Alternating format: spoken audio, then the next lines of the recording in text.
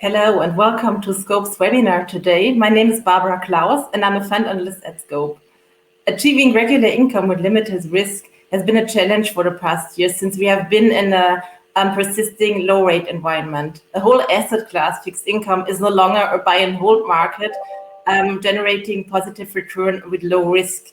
This is a huge challenge for traditional equity bond allocation funds, both in terms of return and risk diversification. And it might pay off to have a flexible strategy and include new asset classes into the portfolio mix.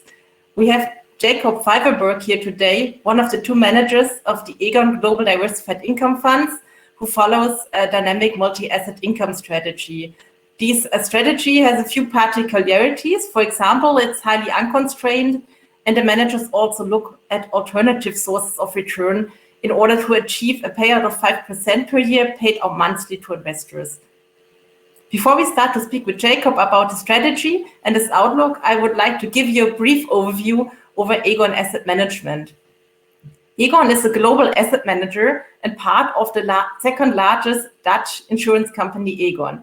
And last year, it has around 1,200 employees working across Europe, Americas, and Asia, and there are 380 investment professionals managing 390 billion euros in asset management. The company offers expertise in actively managed strategies in fixed income, real assets, equities, multi-asset and solution, and it's also leading in responsible investment.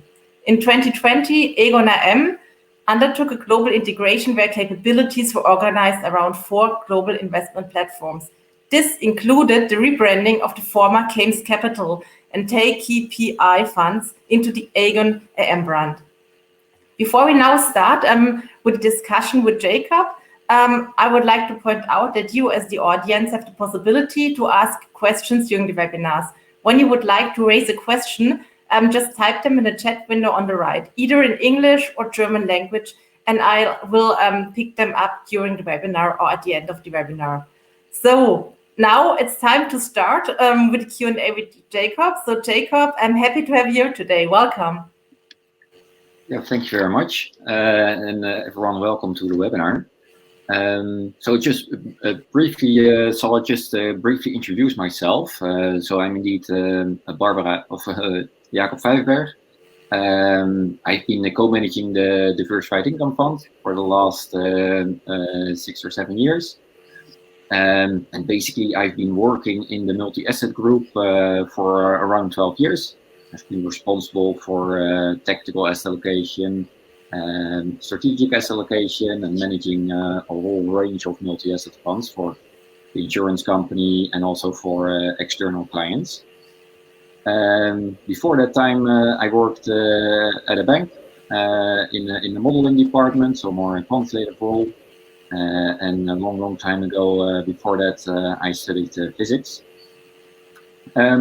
Basically, around 2014, we have set up the income strategies because what we noticed is that in a lot of multi-asset funds, your flexibility is fairly limited because you can only allocate between asset classes. So we decided to set up a strategy which is more versatile and more flexible and can therefore add more value for our clients. And that worked pretty well, so performance has been strong, and we are now managing around 1.2 billion of euros in that particular strategy. Well,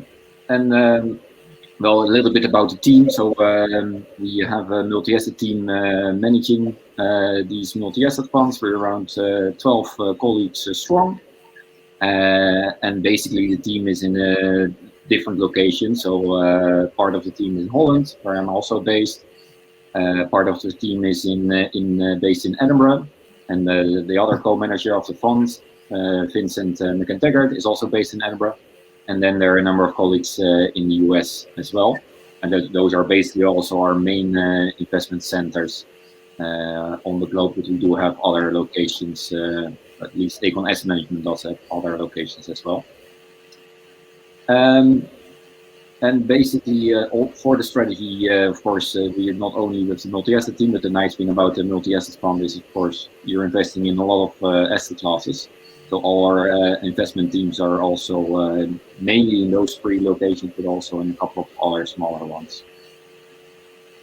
Mm-hmm. Thank you very much for that introduction. So I would like to speak a little bit about the resources at Aegon you have, because we have seen Aegon offers a lot of products for different asset classes. So how intensively do you use the internal resources at Aegon? Yeah. Yeah, very intensively. So our aim is basically to also source all the best ideas from the wider organization into this fund. Clearly, as a multi-asset team and as a multi-asset portfolio manager, it's impossible to really follow all securities which basically you can invest in, because that scope is just too large.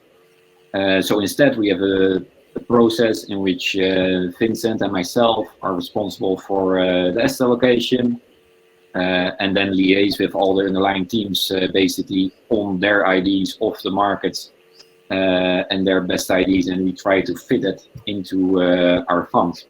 And that's basically also the interesting part of this fund, that you're not constrained in benchmarking in specific asset classes, but really can be very versatile and can make that judgment between asset classes and even between securities in these asset classes. So what you think is best from a return and a risk perspective.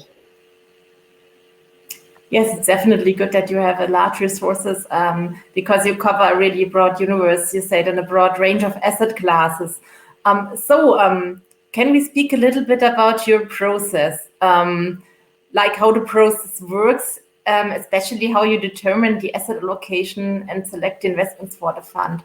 And also, because you have that income target of 5% per year, I think, which is has become quite an ambitious target in current times. I would also like to hear how do you achieve that, and with protecting also the principle of the fund? Yeah, that's a very good questions. Let me start just with the investment process, and I'll just show you 1 or 2 slides on that. So I'll just briefly skip the introduction.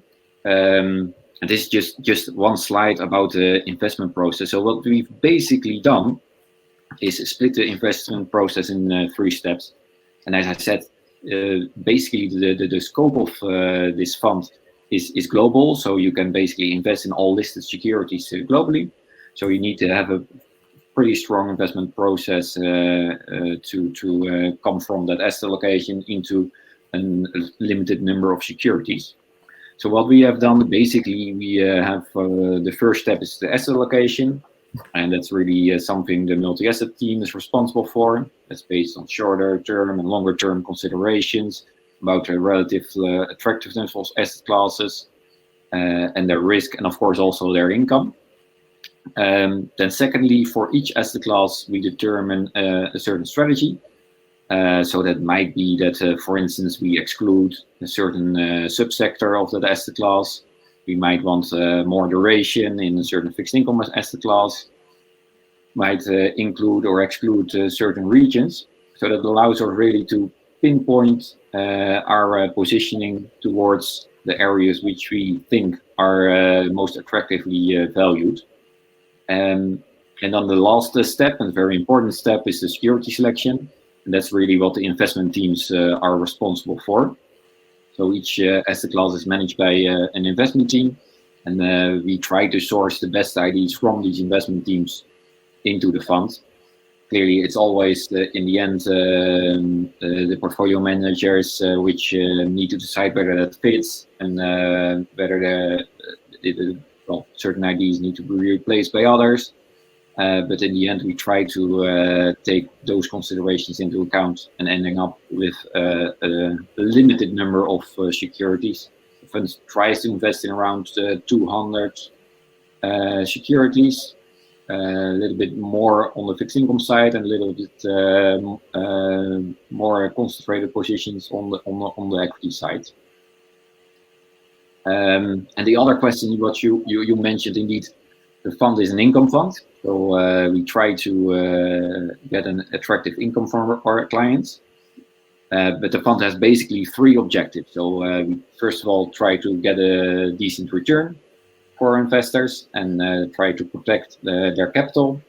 Secondly, indeed, we have an income target. Our target is at 5%. And thirdly, we try to do that with a relatively limited volatility of half to 2/3 of equity market volatility. And as you mentioned, yeah, of course, the income target especially is very challenging in current circumstances. So interest rates were already low before the pandemic started, but now a year ago, of course, interest rates fell, and now spreads also fell. And of course, also on the equity side, a number of companies have cut their dividends. So basically, the result is that the fund is now a little bit below their target. I can show a slide on that over here. So basically, if you look at the yield of the portfolio is now around at 4.3% level. So that's a little bit below. And going forward, at least we have a little bit of visibility, of course, if you kind of know what kind of dividends will be paid and what interest rates levels will approximately be. We expect that in the next year we will be around that level as well. And that's paid out in monthly installments to our investors. And what's important to note is that we only pay out the income we actually receive on our investment, so we are dependent on what is available in the market. Yeah, we think that is still a very attractive proposition because there's just no other alternative, either in other funds or in the market, which pays out such a strong income. And secondly, what's also important, of course, is that you protect that capital. And we've always, since inception, delivered more return than the income paid out. So I think that's a very attractive proposition for investors. On the very longer term, it is of course dependent how interest rates will move, how dividend payments will move, whether the yield will be a little bit higher. Yeah, we expect that is likely. We do see, of course, interest rates to be priced, rises to be priced in, but that's a bit further out. But in the meantime, we do expect to be able to continue delivering a pretty attractive proposition all in all. Yes, and therefore it is vital to have a flexible strategy and by tapping into maybe non-traditional asset classes. So you hold roughly 1/3 of your portfolio in alternative investments. And in my view, alternatives are a pretty wide field, ranging from high-levered hedge fund-like strategies to relatively boring infrastructure investments like utility stocks, for example. So what fields in the alt space do you look for the strategy, and why do you think it's so important to have them in the portfolio? Yeah, so indeed, everyone uses a different definition for alternatives, so it's a very good question to ask. Our fund only invests in basically listed securities. And for us, alternatives basically means three things. So they are real estate investment trusts, basically real estate investments, infrastructure investments, and renewable energy investments. And I think there are three main reasons to have a large proportion of the fund. We invest typically around 1/3 of the fund in these securities. First of all, diversification. So they react differently in market circumstances or in changes in interest rates, and therefore get a bit of diversification relative to being invested in equities. Secondly, for an income fund, clearly a lot of these asset classes pay out a large part of their earnings in dividends. So also from that income perspective, it's a very interesting asset class. And thirdly, and that's very important in the current circumstances, is that basically these asset classes benefit from the very low yield environment. So typically these are real assets in the sense that they represent a claim on a physical asset. Very often their revenues are either directly or indirectly linked to inflation levels. And they make use of some leverage typically to finance their projects or finance their real estate. So basically, therefore, because of that low financing rates, are one of the beneficiaries. While you still are expected to generate a return which is significantly higher than the inflation rate, for instance. Okay, that makes a lot of sense in regard to the current environment, which you can also see in the returns of the fund, where we touch on later. But first, I would like to touch on another important topic, which is even more important for funds that have a high leeway, that are monetarily flexible, and this is risk management. So what's your view on risk management, and how do you implement it into the fund? And could you also comment a little bit on your risk target? Because your risk target is losing half of global equity drawdowns in the fund, or having half of global equity drawdowns.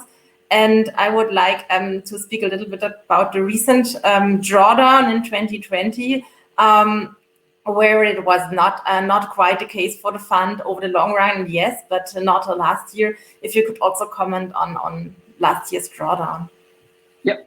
Yeah. So risk management is a very integral part of the fund.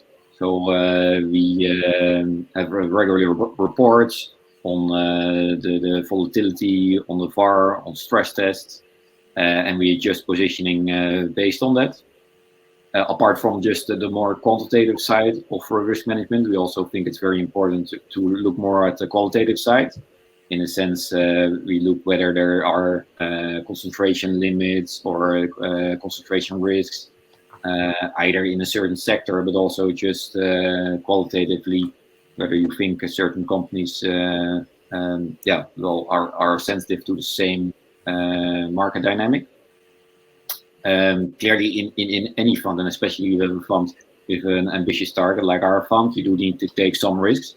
So we do have a volatility which is half to 2/3 indeed of the equity market risks. And historically, we've always been at the lower side of that, so around at 50% level. Going to the last year's experience, I'll just quickly show a chart on those drawdowns, make it a little bit larger. So here on the left-hand side, you'll indeed see that volatility. So basically, the fund has a volatility of half of equity markets. And on the right-hand side, you'll see these drawdowns, as you alluded to as well. So in the previous drawdowns, you'll see that the fund, which are basically the blue bars, only had a loss of around 1/3 of what equity markets lost, really from peak to bottom. Last year, the experience was a bit worse. So it was around 3/4 of equity markets. And that basically had two main reasons. So first of all, alternative buckets, so listed real estate, but also infrastructure, was clearly especially hit due to the pandemic. So normally they're a bit more defensive, but clearly due to lockdowns, toll roads or offices clearly were much more impacted than they were in a normal economic cycle. But I think what was also a more important reason was also the amount of panic in markets. And you saw that in equity markets as well, that the drawdown was very sharp, but the rebound was also very sharp.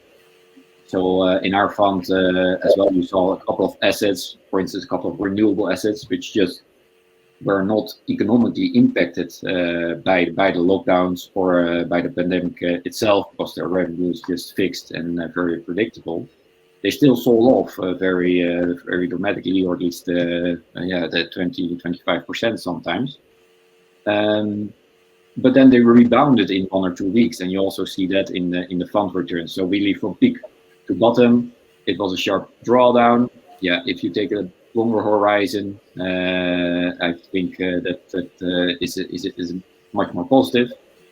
And the rebound has also been sharp. So still last year we managed to deliver a positive return to our investors. And we also managed to keep paying out an attractive yield to our investors. Yeah, thank you very much. I also agree with you that it makes sense to have a mix of quantitative as well as qualitative approach to risk management, especially because the pandemic, it wasn't foreseeable in the risk figures, the historic figures the systems usually use. And not panicking in such a situation is a really good advice, and just trusting into diversification to work over time, which has worked out for most of the time, was a really good way. Not to move out of the market, but stick to the strategy, and this is what we see, and this is what we also see in the returns. And before we move on to the performance in the portfolio and your outlook, I would just quickly summarize the key points to our participants today. So this is a dynamic multi-asset income fund, and it differentiates itself, or it's a bit distinct in the strategy first because it has a dedicated income target, which clearly shows in the strategy. And also compared with other multi-asset income funds, it has like a certain portfolio mix of roughly 1/3 in equities, bonds, and alternative investments. For alternatives are focused mostly on liquid investment. And their advantage is compared to, for example, bonds, that these asset class benefits, for example, from inflation, benefits from the low rate environment, which is a really good diversificator, which is key in the portfolio. So now I would like to move on to your portfolio, and I'm pretty curious what you changed during the pandemic in your allocation. Could you please speak a little bit about what happened in the portfolio in 2020? Yeah, well, 2020 was, of course, a remarkable year from the investment side. And basically, what was especially remarkable this year is that also the pandemic really changed the investment landscape in the sense that there were new trends.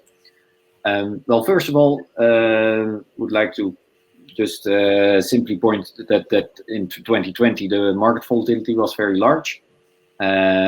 So first of all, what we did change was risk on, risk off stance.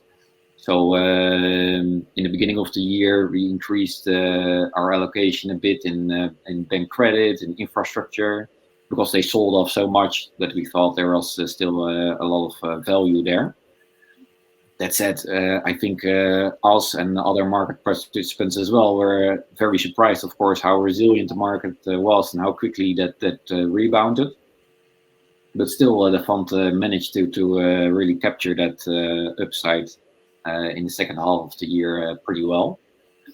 And secondly, what was also very important and always has been important in our funds, that we try to position the fund based on structural trends.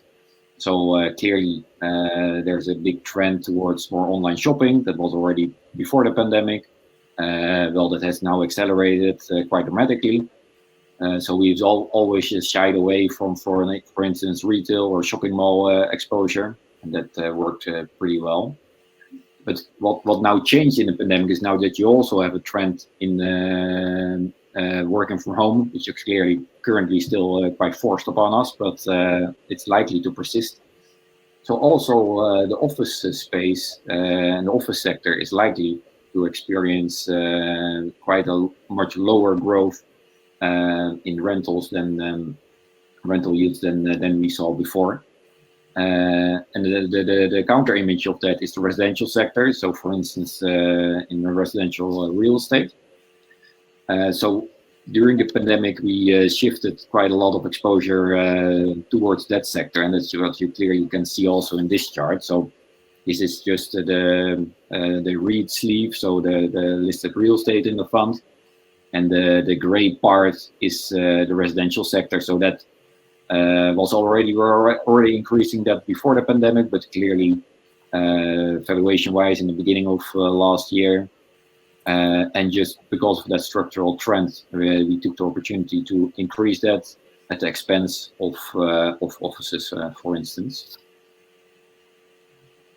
Yeah, so it's interesting to see that you already started to raise the residential part in the portfolio and disinvested in the retail space before the pandemic happened.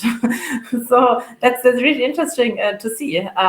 So your driver was really that digitalization trend that you already acknowledged it in the market, and that retail will suffer from that. Yeah. So everything has a price. So we don't completely shy away from a sector, but indeed that trend is very strong, and the pandemic has accelerated it even further. While indeed the residential sector, is much more resilient. You see in a lot of jurisdictions that there's just not enough new supply of homes, so that of course increases house prices. And again, low interest rates, of course, also help in supporting house prices of residential properties. Mm-hmm. Yeah, we definitely see that in Germany. We are already having a house price bubble, I would call it here. So maybe let's move over to your current portfolio positioning. So I would like to know where you currently see the best opportunities in the market, and if there are any new areas coming up that you find interesting, but where you have not invested yet. And of course, where you find your ideas on the fixed income side. Yeah. So basically, again, we try to position ourselves on a number of structural trends. Clearly, one of them also is on the equity side is technology, semiconductors. We've always been had quite a large weight in that sector. Recently, however, as you might have read in the news, also, of course, there's quite a tightness of supply and a lot of demand for semis. So that has worked well for share prices. But just recently, we just took off a little bit of exposure because we thought the market was getting a bit over enthusiastic. So within the equity sleeve, we're moving a little bit more to more defensive names, which still are offered or relatively attractively valued. And that we do the same in other sleeves. So, for instance, in the infrastructure sleeve, we really like regulated utilities, for instance. They have quite a predictability in their longer term cash flows. They are very unlikely to have the same share price appreciation as you see a couple of tech companies having. But on the other hand, there's a much more predictability on getting a decent return from that sector. And yeah, we do think that certain parts of the market are just a bit overvalued, so we try to shy away from that. And on the charts, I'll just make it a little bit bigger. You'll see our largest holdings. Well, you clearly see on the equity sleeve that we still hold some semi exposure. So the names might not be familiar to everyone, but there are a number of also of developed Asian names which are present in that sector, typically more attractively valued than the US holdings. But we also have quite some insurance exposure currently, quite some regulated utilities in the specialist income sleeve. And we also have indeed on the listed property side, you'll see some residential names. Also LEG, which is indeed a German holding, and we have a couple of other German holdings as well, which again benefit from that structural trend. Yeah, and you mentioned on the fixed income side, indeed, where we do still see opportunities. And clearly, it's more difficult there.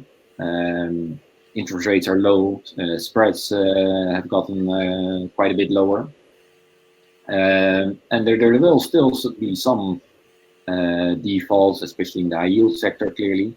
So prospective returns won't be great if you just invest in the fixed income benchmark. Where we do see still quite some value is in the financials, so in subordinated financials.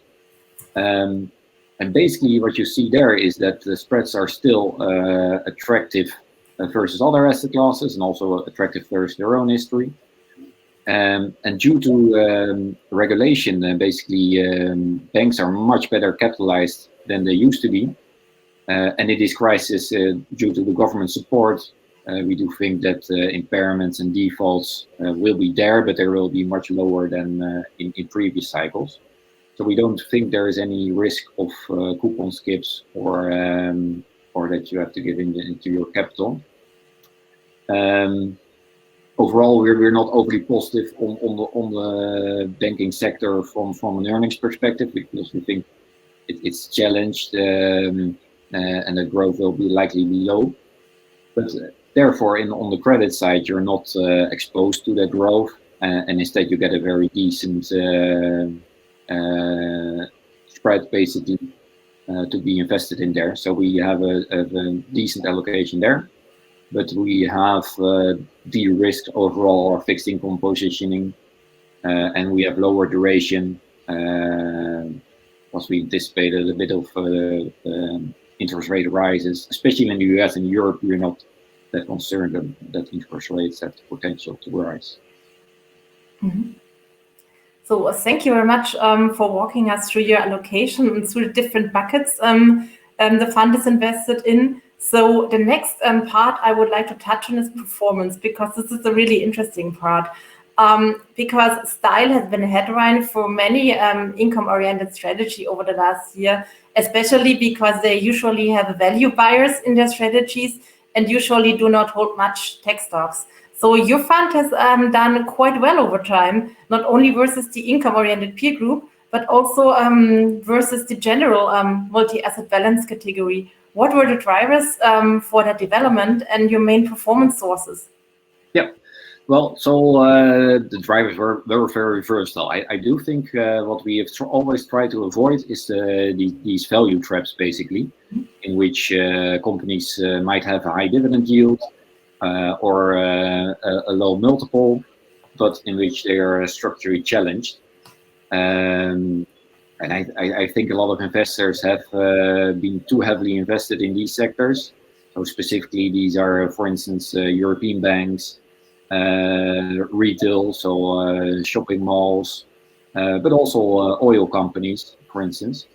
And what you've seen basically, and already more than a decade, is that these sectors have underperformed wider equity market by a huge margin.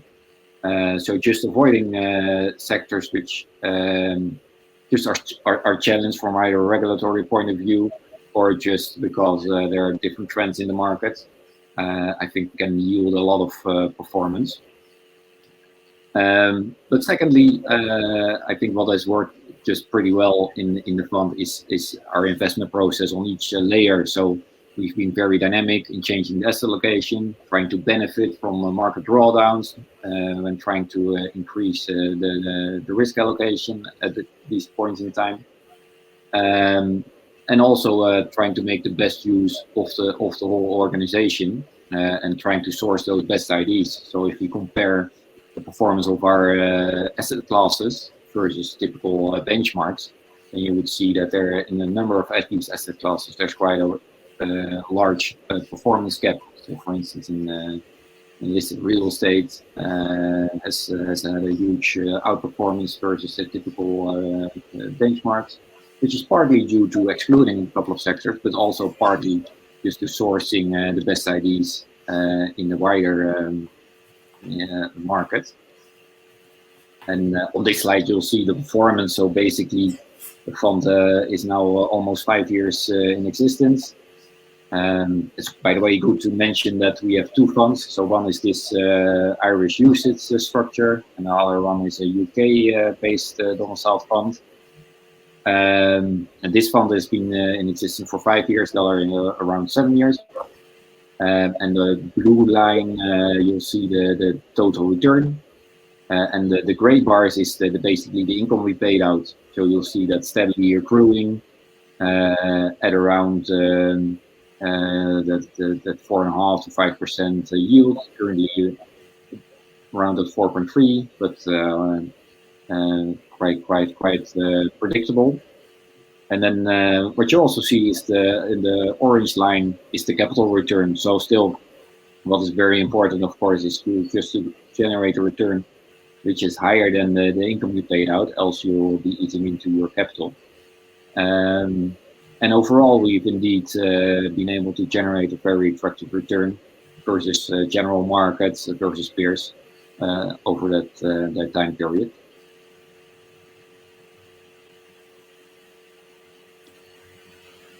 Thank you very much for walking us through the fund's return. I have one more question about the portfolio, because I've noticed when I looked at the last allocation, I've seen that the US has only 19% of exposure in the fund, which is way below traditional benchmarks. I know that the fund has an unconstrained approach, but did I get that number right? And I think that country had done fairly well in fighting the corona crisis, at least over the short term under the new president. Before it was not so good. So I'm wondering why you still have that significant underweight or the relatively low weight in the US. Do you see better chances in countries, for example, in Europe?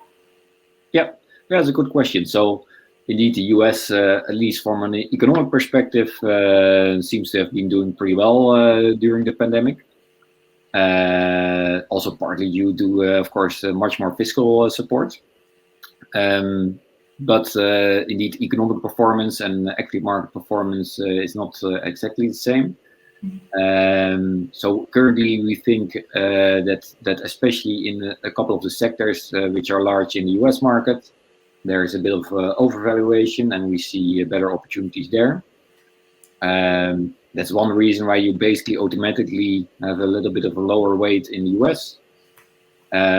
Also, typically, the dividend yields on US companies tend to be lower, also because they prefer for a larger part to do that via share buybacks. So for an income fund, there's also is a reason to underweight the US a bit. But more importantly, on the positive side, we're just more also constructive on the developed Asian region, where you see, of course, economic growth.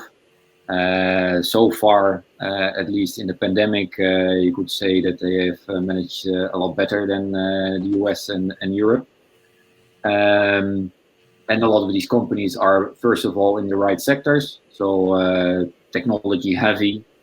And secondly, they're also intertwined with the Chinese supply chain, where you also still see a lot of growth happening. And we really prefer countries like South Korea, Taiwan, which do have sufficient investor protection, and also are make you basically exposed to that growth in that region. Yes, thank you for that. Yeah, we often see these US underweight in income strategies, especially because of the low dividend yields overall. And also, we also think that Asia is a continent that you can't neglect anymore in your allocation. So that makes a total sense to me. But before we come to the end of our webinar, I would like to speak with you about your outlook, because currently we have seen some shifts, either on the sector rotation side. Also, the inflation discussion is upcoming again. And I'm also wondering how you view it, how you are prepared. We've talked about your alternatives allocation, which should be beneficial for the fund if inflation picks up compared to peers that don't have this allocation. But I'm also wondering, how severe will the inflation be? And will it be a lasting inflation, or will it be like a catch-up effect because people were staying at home, saving money, and are now eager to spend again? How do you view the whole scenario, and what do you expect for your future positioning? Yeah. So basically, for on the inflation side, I think you do have to make the distinction between the different regions again. In Europe, there is a bit of a rise in inflation, although it's still very moderate. We do think that that's really due to temporary effects. We do think the structural effects, which have kept inflation very low in Europe, are likely to persist, which basically it's still a large output gap, very negative demographics, and much less fiscal support. So that compared to other regions, in the US, there's a bit higher probability that inflation might rise, but we're still of the view that also there it's more likely to be temporary. But that said, the fiscal support in US has been unprecedented, and the size, especially in this stage of the economy, will lead to overheating in some sectors, and therefore also price pressures. But we do think that will revert back to a more normal level for the US, which is more around that 2% level. And for Europe, we expect inflation to be more around maybe 1.5 level, so still below the targets of the ECB. But I think from an investor perspective, even though inflation might be low if this scenario plays out, what is important, especially for European investors, of course, that interest rates are still far below even these low inflation levels. So it's just important to stay invested into assets which are able to price through that inflation, else you'll just be eating away in your spending power, and you'll basically be losing money in that sense in real terms.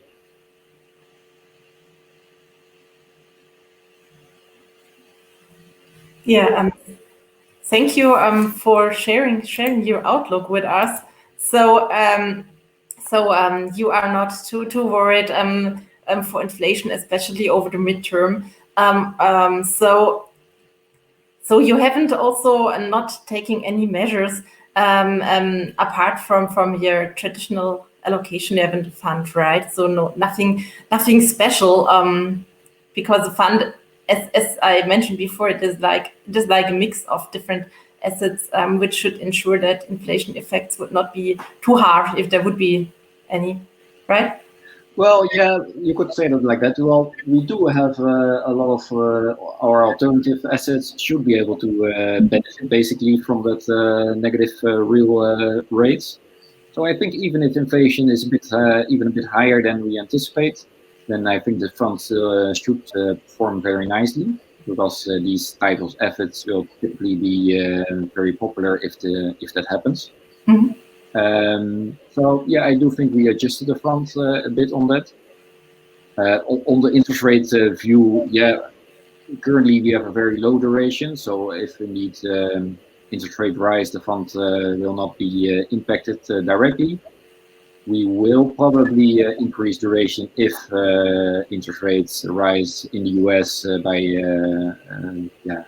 10-20 bips, a bit more. We'll probably start slowly increasing duration, just because we don't think from a debt sustainability point of view interest rate can really rise that far as we've seen in the recent past. And I would also touch on this point again for having income-oriented strategies having had a headwind in the past, because now we have the sector rotation. So if this continues, this would also be then a tailwind for income-oriented strategy over the next months. So would you also expect your fund to benefit from that? Yeah, I do think so. So for instance, this year what we've seen is indeed that our fund, but also other funds, are performing very well. So they're not impacted by a couple of the large cap tech names, which are basically a bit flat since half a year or so. So we do think the fund is pretty well positioned in a lot of circumstances. We are in there for the long run. So we do think it is possible, clearly, considering the economic circumstances, that investors get even more enthusiastic about really growth type of stocks. That's absolutely fine. And but we do think on the longer term, funds like us with a diversified portfolio, with assets which are priced very attractively, we think we have a very strong proposition to perform in any scenario, basically. Yes, I think so too. So thank you very much, Jacob, for being here today and answering all our questions. I found it really interesting, and also your outlook on inflation, which I find very valuable. So thank you very much for being here today, speaking with us about your fund. Thank you. It was really great. So for our audience, I just would like to sum up the key points of the strategy. So the key point is the allocation, that it's really diversified, not only between these three buckets we have spoken about, but also diversified towards risk drivers of the economic environment when it changes, because it has done well when income strategies didn't do well because of its approach. And it is also doing well when income funds do well. It is also secured for inflation. So this is all the diversification in the portfolio going well, and including the best ideas. So the input for switching the selection into these buckets has also been beneficial for the fund. Like Jacob mentioned, the switch from retail real estate investments into residential, for example, which has worked out quite well for the fund. Also not being dogmatic about value, avoiding value traps. So these are among important drivers for performance, also versus the broader allocation peer group, but also versus the income-oriented peers. So that were my key takeaways from today. And I thank you all for your patience and for participating today. If you have any other questions, just let us know. If you have any feedback for us about the webinar, it is really welcome. So thank you very much for being here today. I hope to see you again at one of our next Scope webinars. So have all a good day and goodbye. Thank you very much. Thank you.